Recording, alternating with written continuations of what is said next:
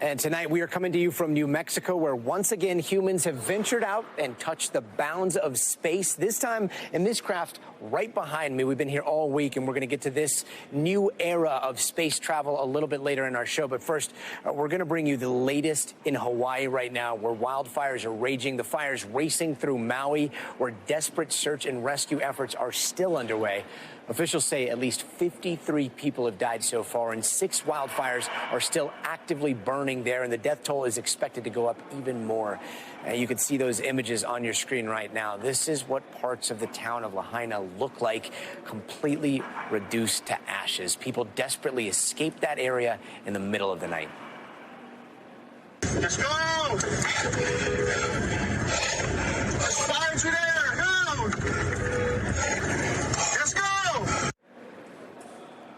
Just a horrific situation out there. Some Lahaina residents saying that they had to rush out as they started hearing nearby gas stations start blowing up. We heard like the propane tanks just going bomb, bomb, bomb, going off 1, 2, 3. And then what did you do? We just packed up what we could in our house. Couldn't get much. Kind of left all our pictures. Everything we owned was kind of in that house. And those who live there are pleading desperately for help from authorities. We got to get people down here. We need funds allocated for fixing our home. We've been pulling people out since last night, trying to save people's lives. And I feel like we're not getting the help we need. Evacuation orders are still underway, with people rushing to airports to get out of there. Airlines like Southwest and Hawaii Airlines are offering $19 between Maui and Honolulu to get people to safety. American Airlines has added additional flights as well, all while President Biden has declared a disaster declaration for them, saying today that anyone who has been affected by the fire will get help immediately. Now, our team is on the ground in Hawaii, bringing us the absolute latest. Steve Patterson is at the airport on the island of Maui, and Dana Griffith is standing by at Maui's high school. But let's start with Steve. Steve, how is it where you are right now? You're at the airport. You just took a flight in not too long ago. What's it like there?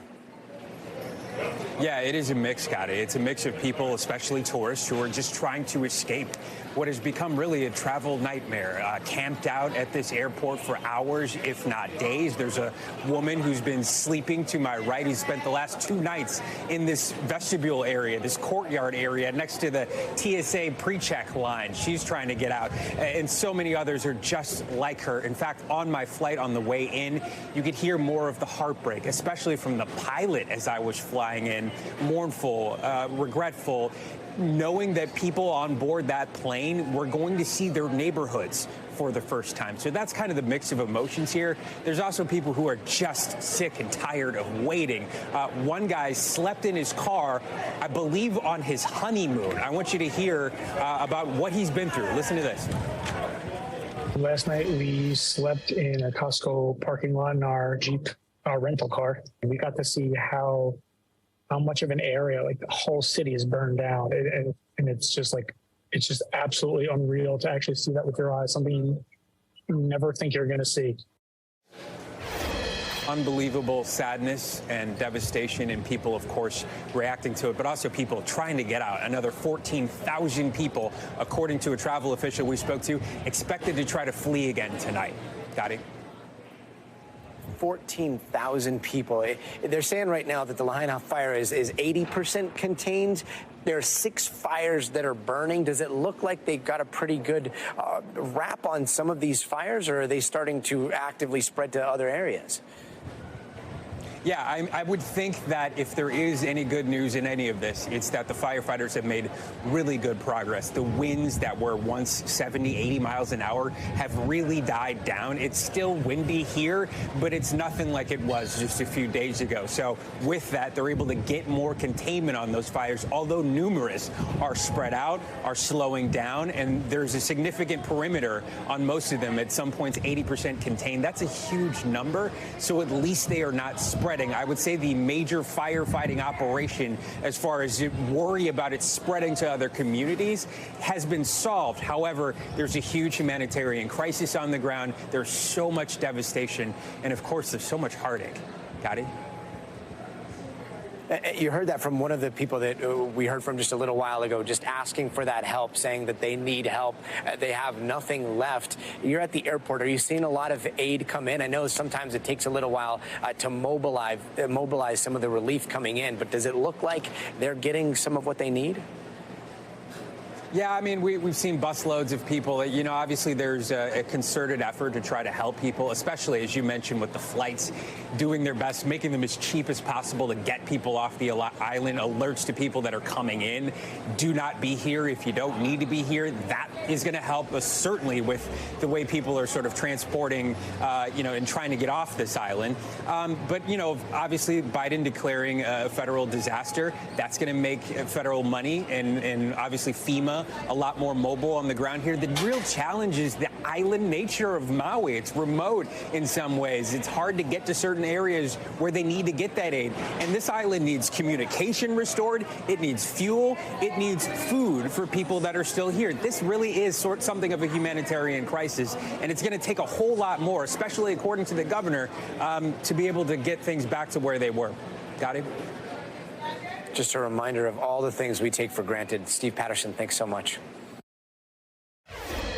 And let's go to NBC's Dana Griffith. She's at Maui High School right now. Dana, you spoke with a number of people who had to flee their homes because of fires, including some elderly couple. How's everyone doing right now? You know, Gadi, surprisingly, everyone is in really good spirits. Even that elderly couple, they tell me they had to walk 15 miles just to flee those flames. Listen to what they told me. Yeah, we came off the street and got housing. That was the housing we had. And so now, back on the street. So that's tough at our age. After not having somewhere to go when the weather's like this and you could just get in, take a nice warm shower, curl up with a book, something like that, you just can't really do that, you know, if you don't have somewhere to go. Oh, yeah. If you're out of the street, you're always looking for something and, you know, shelter, things like that. No security because, you know, you're sleeping out. You don't know who's walking around out there in the middle of the night. Yeah, so your sense of security is now gone. Yeah.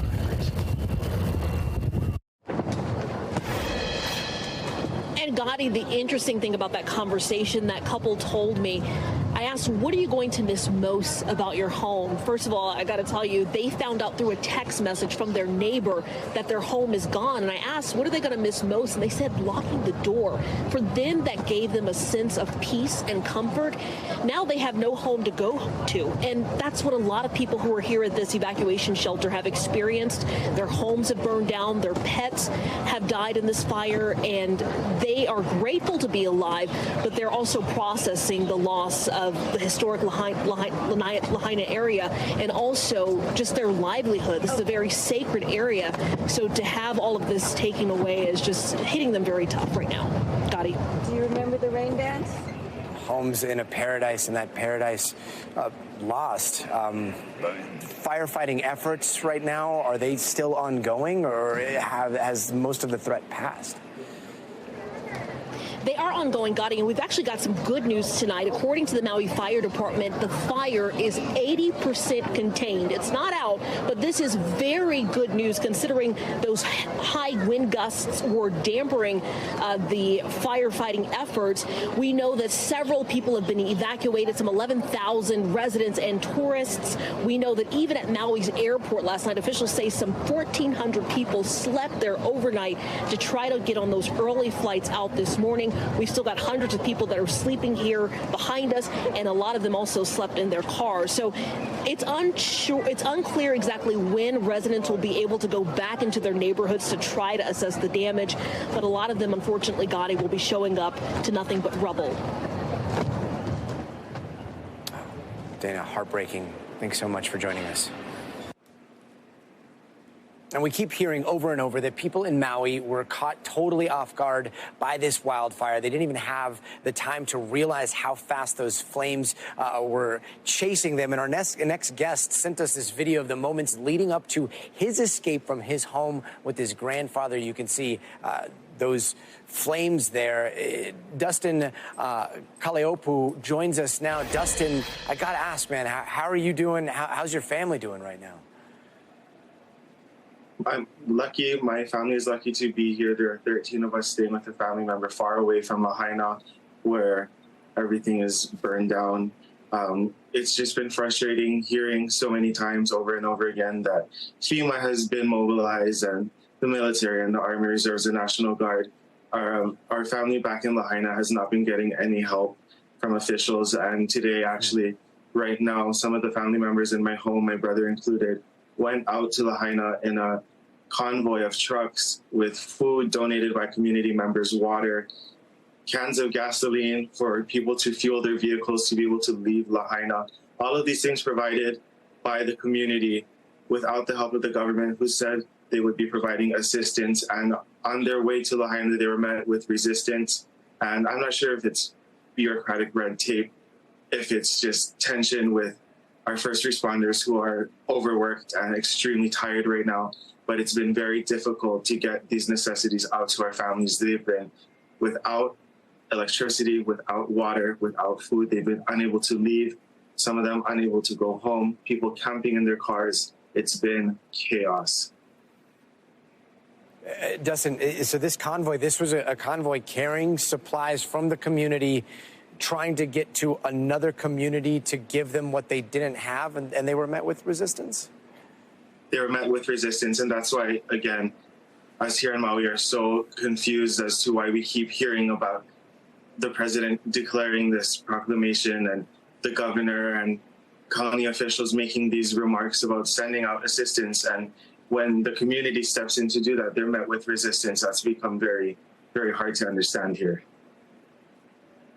Oh, that is so much chaos and confusion on top of what you guys had to go through. Can you talk to us a little bit about the moments of escape when you realized you had to leave? Yeah, I mean, just like everyone else, we had no communication. Our cell phones weren't receiving notifications about the emergency because our firefighters and our police officers were busy fighting the fires, closing streets down to protect people. There was no one that was able to go around and evacuate neighborhoods. We had to figure it out. For us, we found out when our neighbor's house started to catch on fire and our house was filling with smoke. And as we began to escape, we saw people running through Front Street right along the water's edge. And I'm sure you've heard stories of people jumping into the water to escape the fire. And that's the scene as we sat in our car for 2.5 hours. Part of that was watching people running around just looking for escape from the smoke. They couldn't breathe. It was hot. And you heard from that earlier interview from that other gentleman, those bodies were found in the water. They're still scattered all over the streets. People that couldn't make it out are still there in Lahaina. And people are waiting to find out who those people are and connect them back to their families. Our prayers are going out to their families. And, you know, one of the things that I think a lot of people don't realize is it's not just homes that are lost. That, like, we are looking at the destruction of centuries of history. You sent us a photo, and it was a church across the street from you that was fully in flames. And from what I understand, that was the church that you were baptized in, right? It was, and it was a church for many people in Lahaina. It was a Hawaiian congregational church that many of our Lahaina families had either attended or maybe sent their kids to preschool at. It's a very special place. It was dedicated by one of our early chiefesses, who was one of the first converts to Christianity in Hawaii. So, of course, our royalty buried there in the cemetery. It's a royal cemetery. So lots of loss and destruction to these sacred and very important historic landmarks. Dustin, I mean, I cannot express how much we hope that relief makes it to those communities that need it the most right now. Thank you so very much for providing so much up-to-date information, and hopefully help is on the way. Thanks, Dustin. Thank you. Thank you very much. And the damage we've seen so far in Maui looks like something out of a post-apocalyptic movie, and it is going to take a long time to recover and restore. Take a look at this. This was taken by a longtime helicopter pilot, Richard Olston, early this morning. You can see just how much of the island has been destroyed and is in ruins. Dozens are dead. Hundreds of homes, businesses, and centuries-old cultural sites all gone. Richard joins us now. Richard, can you describe what you saw for us? What was your first reaction when you saw this from the sky? Our first reaction when we saw it was one of disbelief. We had not been prepared to see what we saw. We had seen on the news some of the fires the night before, and we thought that we'd see a few burned buildings that would be under control. But when we started approaching Lahaina from the south side, and we saw that everything that we was approaching was burnt level to the ground, we were just in shock. We couldn't believe it. We've never seen anything like that in my life of my 52 years flying on Maui. And Richard, you've been flying for 52 years on Maui. I imagine flying over these places, these are places that you've flown over countless of times. You have them memorized. Was it disorienting to see a lot of the landmarks that you're used to completely gone? Yeah, that's a good point. As we're flying along there, we're looking down and we're saying, okay, I kind of don't recognize this street now in this area. Is that where the library was? Is that where the Pioneer Inn was? Because it's so different now. It's just flat level. The only thing left standing would be like the cinder blocks of the buildings.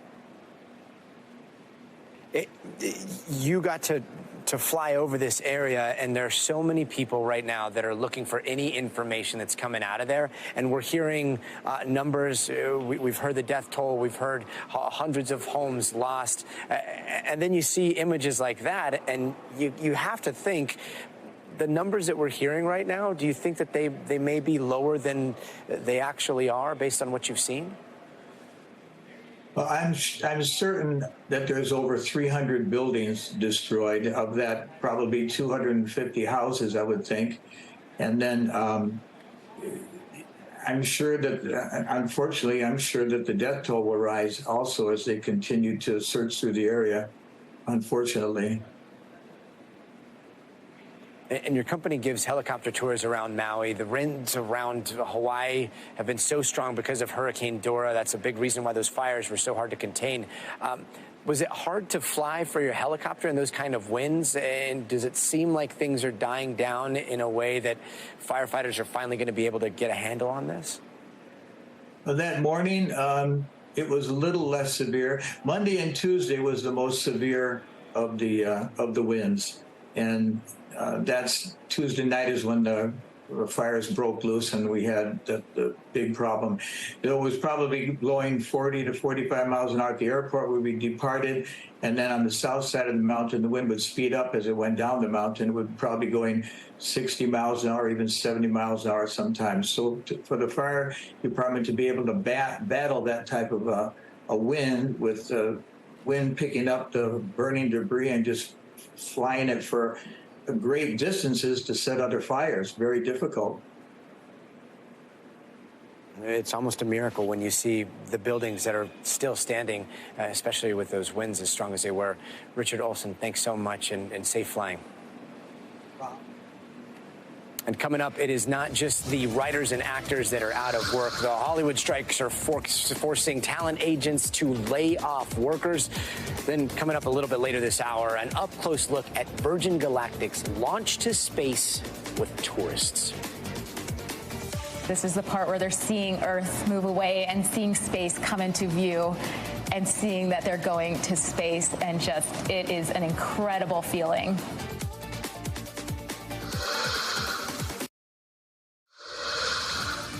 Hey there, welcome back. And here are some of the other headlines we're watching tonight. One of Hollywood's biggest talent agencies is going to start laying people off.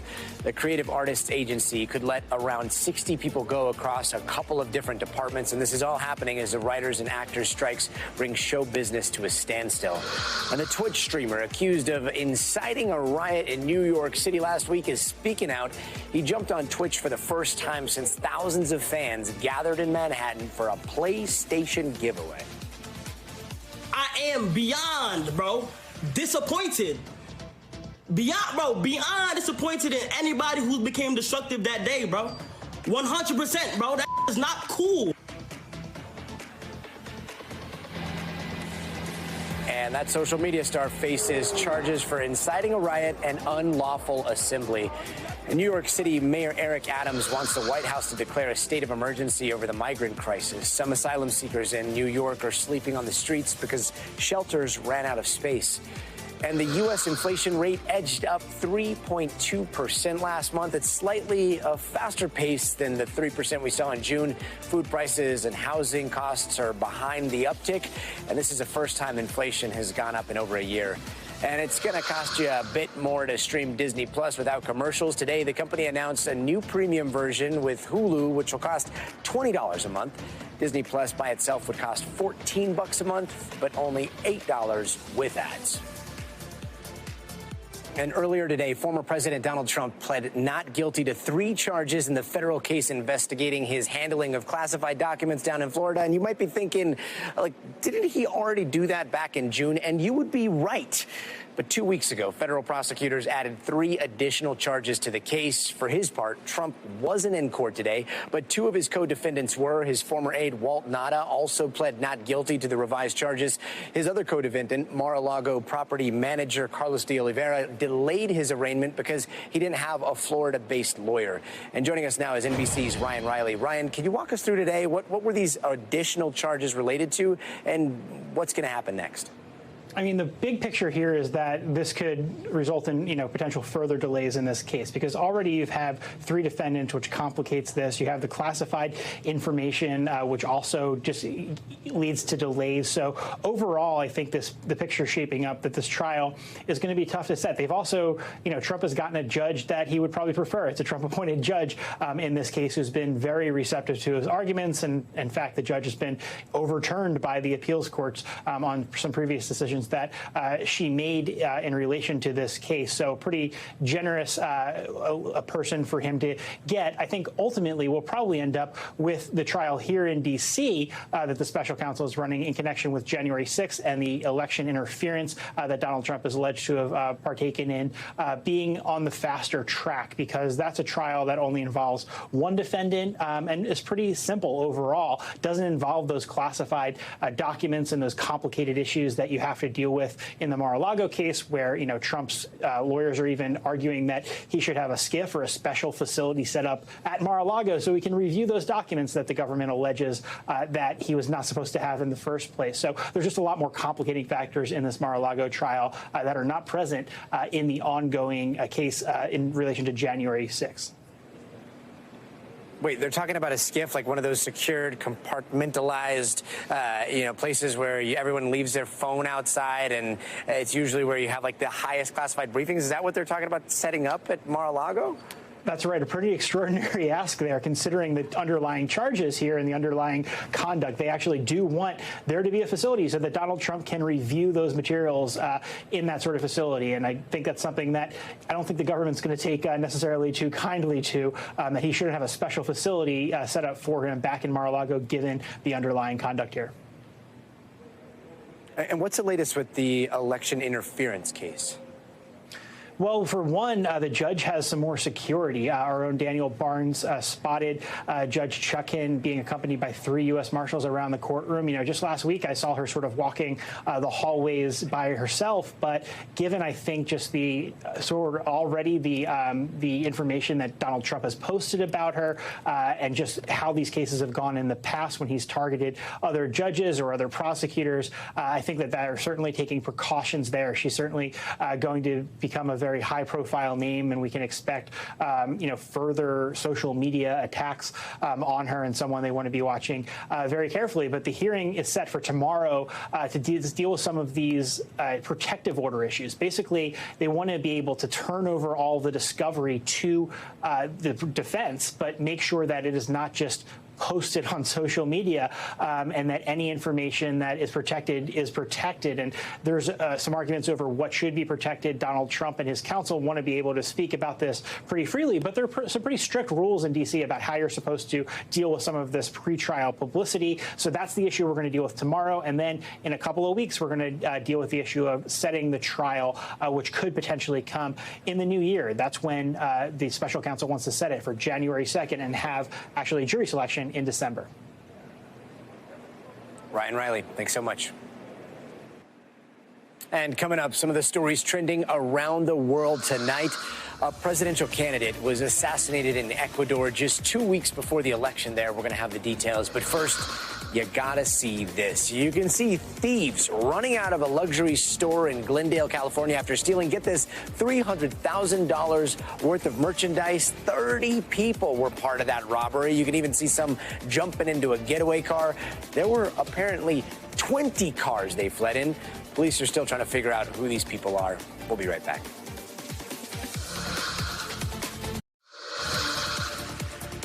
Hey, and let's take a quick look around the world in 80 seconds. 5 Americans who are being held prisoner in Iran are being placed under house arrest. It is the first step in a long exchange process between Tehran and D.C. And if it all goes as planned, Tehran will be able to access $6 billion in Iranian assets that the U.S. had previously blocked through sanctions. And the U.S. will get those citizens back home safely. And Kim Jong-un fired his top general and is ordering the military to boost preparation for war in a, quote, offensive way, according to North Korean state media. They also released these images of Kim Jong-un and military leaders. And in one, he's seen pointing at South Korea's capital of Seoul. And Chinese citizens are now able to take group tours around the world after the country lifted its pandemic-era ban. This includes the U.S. and about 70 other countries. Before the pandemic, Chinese tourists spent the most money compared to any other country when it came to travel. The news has already boosted travel and airline stocks in Asia.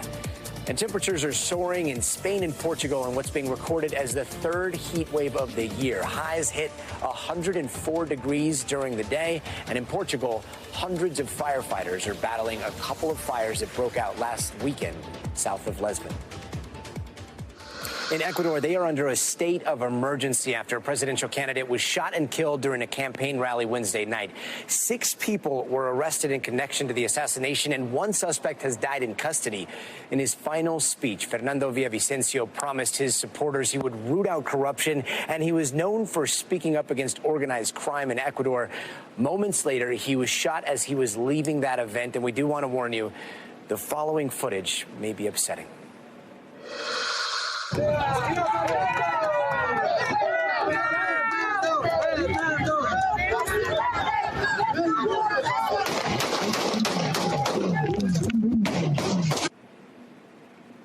And Ecuador's president condemned the killing, writing on X that the crime will not go unpunished. He also posted that he requested support from the FBI, and a delegation is on its way to the country. NBC's Guad Venegas joins us now. Guad, can you tell us a little bit more about Fernando Villavicencio? Why was he targeted here? Gadi, Villavicencio spoke just days before this attack on camera and said that he had received a threat from a man he actually identified. He identified a man known as Fito, who is currently incarcerated and is believed to be the leader of the Sinaloa cartel in Ecuador. So 2 weeks ago, Gadi, there was a lot of violence in Ecuador. There was a different wave of violence for which the government declared a state of emergency. That was after prison riots left more than 18 people dead, and also the mayor of a different city, of the city of Manta, was assassinated. So all of that violence triggered that state of emergency. And after that, this presidential candidate had indicated that he wanted to build a new prison and incarcerate all of the people that are part of organized crime who are currently in other prisons. He wanted them to be taken to this specific prison. That was one of his campaign promises. He said that his family and not his family, excuse me, his staff and he himself had received death threats just days before. This happened after a campaign event. And as we see in these videos, he was surrounded by bodyguards. Police were there. In fact, the president said that police officers responded immediately, and that's how they were able to apprehend those 6 suspects, Gadi. Wait, Guad, did you say the Sinaloa cartel, like the Mexican Sinaloa cartel, all the way down in that country? How big are they in South America?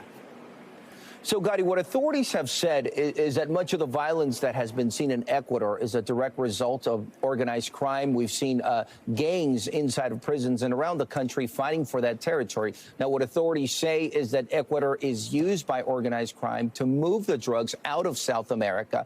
So they've identified that the Sinaloa cartel, an international drug or cartel organization, has presence in Ecuador. So Villavicencio, in that interview, specifically said that the man that was connected to the Sinaloa cartel is the one that had threatened him and members of his staff. Now, the election is less than 2 weeks away. How much of an impact is this going to have on the election? How is he doing in the polls? Right. So we know that he was in the middle. He wasn't the top candidate, but he did have some popularity. So the president has said that the election will continue. He sees this as an attack on democracy and on the election. So he's assured all citizens in Ecuador that those elections will take place. And I think the sign that he has asked the FBI for help means that he's doing things differently. For example, Mexico has had a lot of violence related to cartels, but they've never agreed for international agents to come in. You know, at some point, the Mexican president said that they did not want agents from other countries to come help investigate. Meanwhile, in Ecuador, we have this assassination of a presidential candidate and the president asking the FBI to come in. And as you noted, in the next few hours, a delegation is expected to arrive in Ecuador and help with that investigation as they focus on those elections. That's the first round of elections happening on August 20th, Gadi. Guad Venegas, thanks so much, brother. And now an NBC News exclusive about a Muslim minority in China that could be under attack. Not too long ago, the U.S. accused the Chinese government of committing genocide against them. Now the safe haven of Turkey is becoming increasingly unsafe, and NBC's Keir Simon has that exclusive report. Tonight, Idris Hassan is in a prison in Morocco. His wife and young daughter, thousands of miles away in Turkey, listening to our phone call as he tells us about his 2-year nightmare. Sometimes I cannot breathe. Hassan was arrested by Moroccan authorities, wanted by China under an Interpol red notice, which Interpol confirms has since been dropped. He's a member of the mostly Muslim Uyghur minority from China, the Chinese government accused by the US of committing genocide against Uyghurs. While in exile, Hassan campaigned against that treatment. China calls that terrorism and wants him extradited. He says he's innocent, and now his wife and 3 children live in fear. You must miss them. I miss very, very much my family. I have a picture of my family. I cannot see this picture. If I see this picture, I am very upset. I am crying for myself. Tonight, a new report obtained exclusively by NBC News documents disturbing efforts by China to allegedly target exiled Uyghurs. We have your father and sister. You'll never see them again if you don't collaborate with us, the report says one anonymous victim was told. The report by Safeguard Defenders, a non-profit human rights group highly critical of the Chinese government, describes cases like Cevlan Shememet, living in Turkey, who says his family was forced to call him from China and urged him not to speak up on human rights. When you got that phone call, did you believe that they were speaking? I know that the phone call is belong to the Chinese police department. The Chinese embassy in Washington tells NBC News China is ruled by law. It can't be accused of torture, persecution, or arbitrary detention against Uyghurs. It's not about human rights, ethnicity, or religion, but about fighting violence, terrorism, and separatism. Meanwhile, a UN appeal is delaying Hassan's extradition to China for now. NBC's Keir Simmons, thanks so much. And still ahead, Virgin Galactic just took tourists to space, and we are going to introduce you to the very lucky crew who are just completely in awe. I wasn't sure when to expect it. I wasn't sure at what point I would feel weightlessness.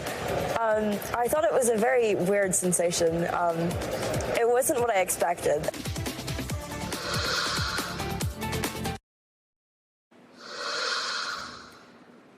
And here in this hangar in the glorious New Mexico desert, we saw a bit more history at Spaceport America. Virgin Galactic is the latest space company to take normal, everyday civilian tourists just like you and me, strap them in front of a rocket engine that breaks a sound barrier, goes Mach 3, and then pushes them well past the atmosphere, and then lets them float in zero gravity, hoping to leave them with a perspective of Earth that they will never forget. And today, mission accomplished. Take a look.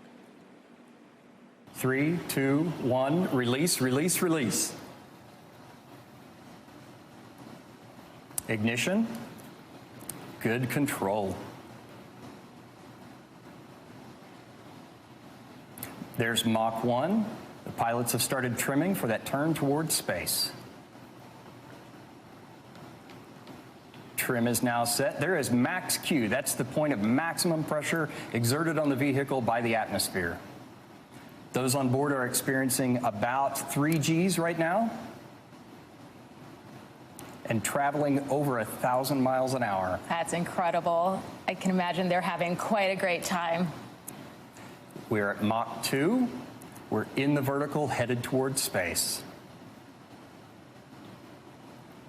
This is the part where they're seeing Earth move away and seeing space come into view and seeing that they're going to space, and just, it is an incredible feeling.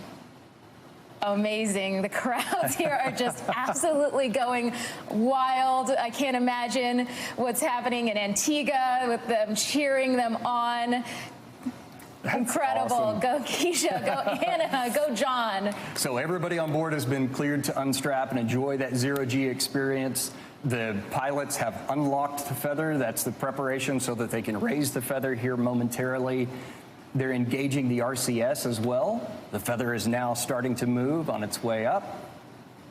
Everyone's up out of their seats just it's incredible. They're all, I know, it's amazing. They're all going to the window and taking in this just absolutely incredible view of Earth, the planet where all of their experiences are held. Everything they've ever known is wonderful. Down below.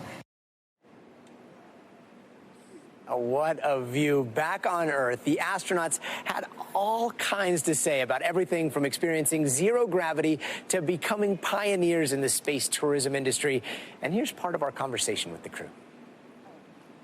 3, 2, 1, release, release, release. This is the moment it all changed for these newly minted space voyagers. Not test pilots or trained astronauts, but ordinary people climbing towards the heavens. Pilots have started trimming for that turn towards space. They rocketed at 3 times the speed of sound. They're seeing Earth move away and seeing space come into view. To an altitude of more than 50 miles, and then zero G. Zero gravity felt like nothingness. It was the most peaceful, serene moment ever, where everything just stopped. There are no words to describe it. Natives of Antigua, Keisha Shahoff and her 18-year-old daughter Anna are not only the first mother and daughter duo to reach space, they're also the first female astronauts from the Caribbean. Antigua went to space. Yeah. What do you hope little girls back on the island seeing this happen feel after seeing what you guys went through? I hope they feel invincible and they can do anything that they really want to do. And you know, like, it's okay to dream. It's okay to have these crazy dreams. And a hero's welcome for John Goodwin, an 80-year-old former British Olympian who's battling Parkinson's disease. He bought his ticket back in 2005, waiting nearly 2 decades for this view. The biggest worry, of course, was when I got Parkinson's 9 years ago. So you were diagnosed halfway through your wait? Yeah. I signed up in September 2005. And I had Parkinson's in October 2014. So Virgin Galactic have been fantastic. I thought that was going to be it. It was wonderful that they let me go, and I've proved it today that even at 80 years of age with Parkinson's, I can do it. They believed in you. Yeah, they believed in me. A 60-minute flight that for these trailblazing tourists will last a lifetime. The closest thing that I could possibly describe it with is true love. Like that feeling that you have in your heart when you just know that you love someone or something so truly. And now, undoubtedly, that is the feeling that you get. But for the whole planet? the entire thing. Wow. I just couldn't get enough of that view. It was so beautiful, just breathtaking. And I just felt this total connection. Like, I'm still lost for words, really, but I felt such a connection that I've never felt before. It's a great connection of peace. How can I step out of here today not feeling this love for everyone and this respect for everyone? It's impossible. I feel it's impossible for me. And if this feeling is something that can be extended to others, definitely our planet will become a better place. And humanity's newest space pilot, Kelly Latimer, is still reeling. Once we got done with it, there's switches, checklists to run everything, and then I had that moment where I was like, all right, look outside. I was like, it glows, it's beautiful, you can see so much detail, and it just shines against the blackness of space that's out there. For humankind, what do you think we're accomplishing here? I think we are making a reality that dream and that passion to reach beyond our atmosphere, to reach out to other planets. Where maybe a few take the first step, but then many get to follow. True love, that is a concept we can all understand. And before we go, an image in space is sparking a lot more questions and answers. So is this just a coincidence, or is there something bigger going on? Like, are we in a simulation? That's coming up next, so stay tuned.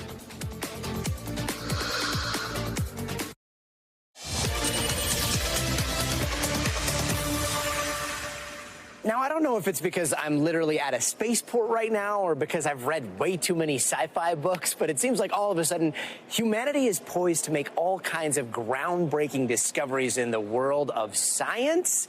And it's not just space. We've also talked a lot about superconductors. But for now, it seems like we're going to have to wait for the game-changing floating rocks experiment known as LK-99. Remember, we got pretty hyped when South Korean researchers originally said it could revolutionize everything from power grids to levitating trains. But this week, science did exactly what it was supposed to do. That is test, test, test, and then do some more tests. And researchers at several academic labs presented evidence refuting the original paper, saying their data did not support room temperature superconducting, at least not yet. So room temperature superconductors might have to wait. But there is something else that people are getting really excited about right now. That is nuclear fusion. What is it? I'll let an MIT professor explain it to a child. Take a look. My son is 5 years old, and he asked me what kind of science I do. And I said, fusion. And I said, I put a star in a jar. Does that make sense? That's a good answer, because it sounds a little ridiculous, right? How can we put a star in a jar? Well, we're not actually going to put the sun, which is a star, inside a jar, but instead we're going to take the same kind of material that the sun is made out of, and we're going to hold it for a really long time in some kind of container. So fusion is about bringing things together. Okay, so put some sun stuff in a star. Ann White joins us now. She is a professor of engineering at MIT. Thank you so very much for joining us. Now that we've got like the beginning of the definition of nuclear fusion, can you take us to the next step? How do we get that star in a jar? Absolutely. So thank you so much for having me here. And how do we actually get the star in a jar? Well, we have to start with the right kind of fuel for a fusion system. And that right kind of fuel is a plasma. And if we're going to make a plasma, we've got to start by taking the right kind of gas. And so in this case, we're going to take a gas made up of isotopes of hydrogen. Isotopes are just heavier versions of hydrogen. They're just a different, flavor of the element, if you will. And we need to take that gas and we need to put a little bit of it into the right kind of container. And that container might be using strong magnetic fields to hold this plasma in place, or it might be using compression, like at the National Ignition Facility. So So we're going to take that gas and put it into this container and heat it up to hundreds of millions of degrees. And at that point, we are controlling a plasma, and we're able to control the plasma, push and pull it, because plasmas, unlike neutral gases, can conduct electricity. And one of the most striking examples of this that a lot of your viewers might be familiar with would be a lightning bolt. That is a form of a plasma. It is an ionized gas. Sounds super, super easy, and yet so difficult, especially when you consider the energy going in versus the energy coming out. And then all of a sudden, we're starting to see some headlines promising a major breakthrough. Where do you think we actually stand right now when it comes to nuclear fusion being something that is sustainable and that we can use? We're actually extraordinarily close. I would argue closer than we've ever been before. We're at a stage now where scientists are able to understand, calculate, and predict pretty much all of the complex dynamic processes that happen in a variety of different fusion plasmas.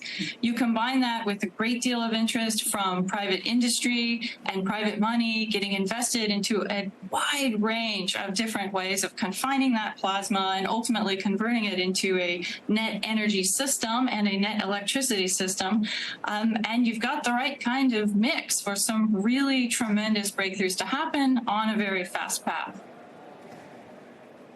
Not to oversimplify here, because that's what journalists do, not scientists, but it sounds like what you're saying is we have all the modeling that we need and all the computing power that we need to figure this stuff out. Now we just have to start lighting some fires in a very safe and contained way to test it out. Is that right?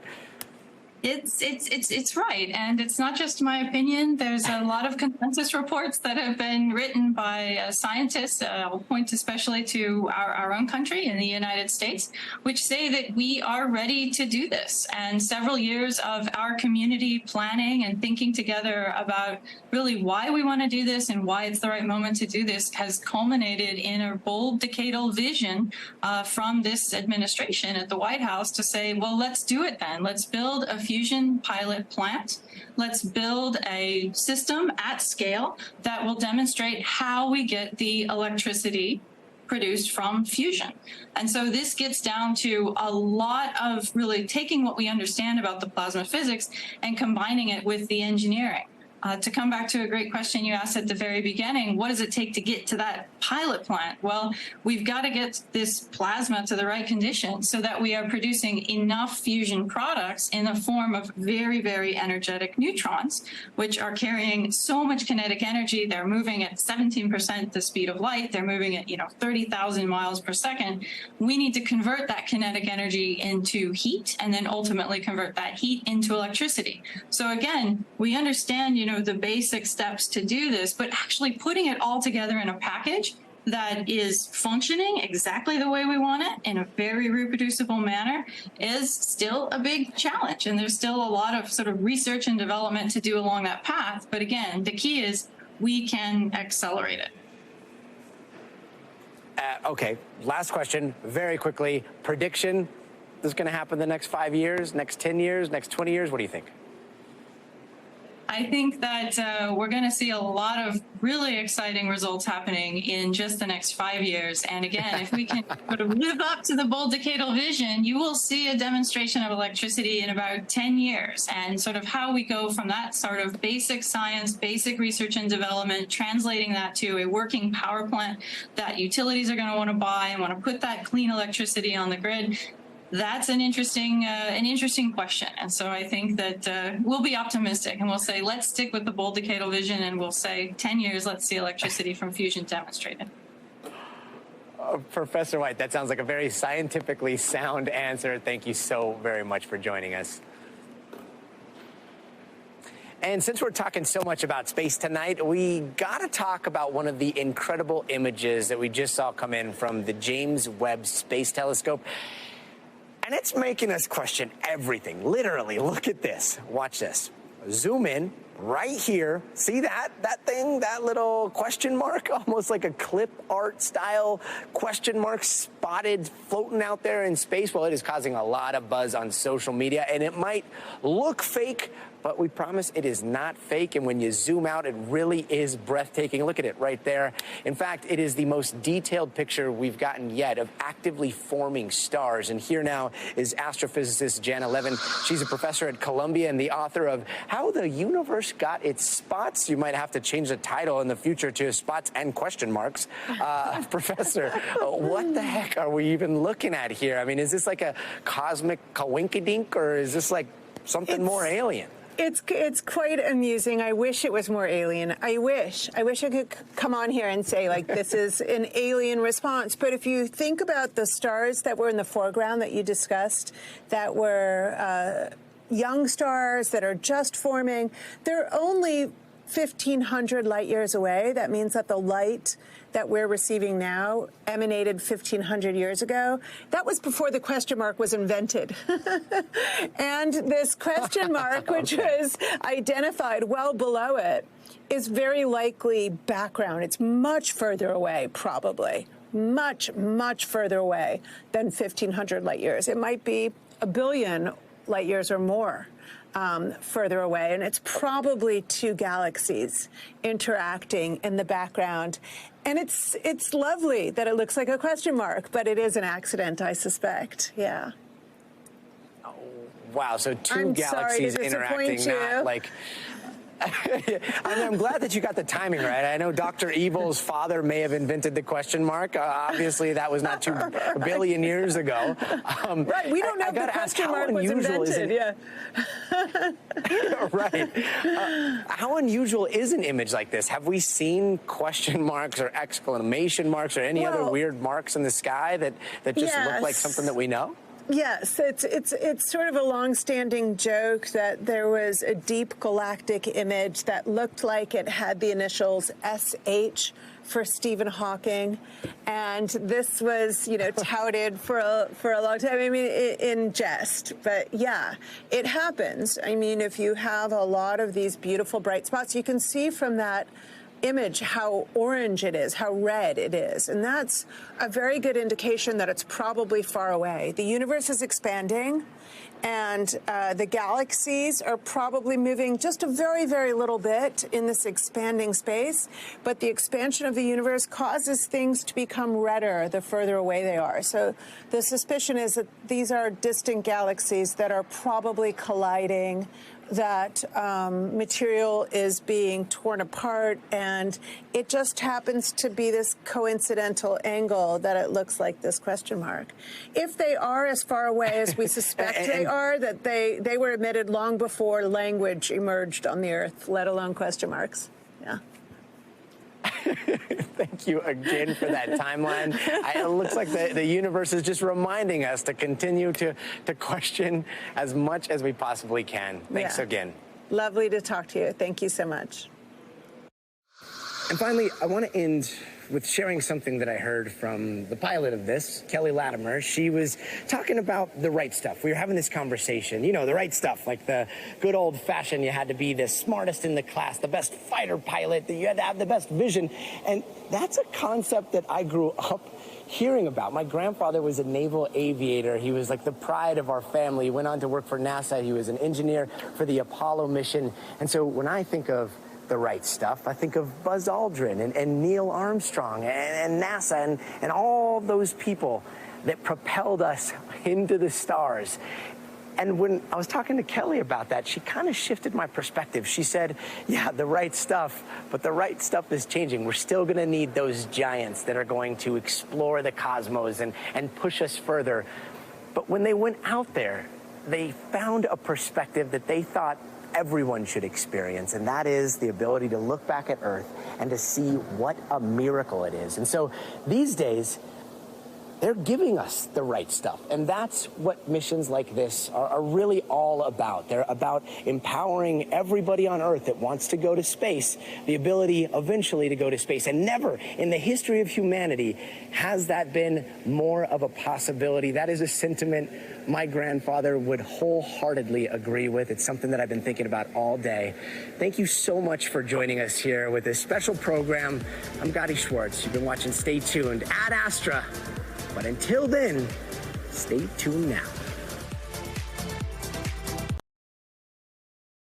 Thanks for watching our YouTube channel. Follow today's top stories and breaking news by downloading the NBC News app.